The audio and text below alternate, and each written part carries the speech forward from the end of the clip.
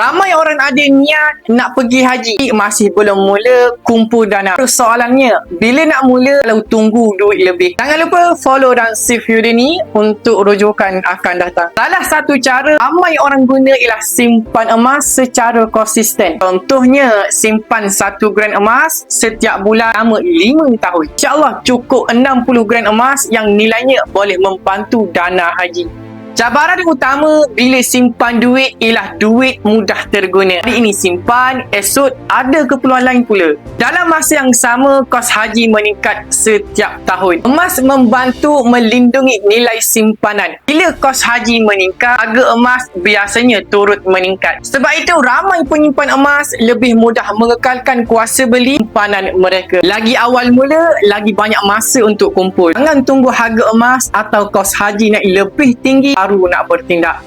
Okay, baik tuan-puan, yang mana nak mulakan simpan emas dengan Public Gold? Tuan-puan boleh refer pin video saya untuk saya bantu anda sebaiknya. Perkongsian santai, tapi sampai jumpa di video seterusnya.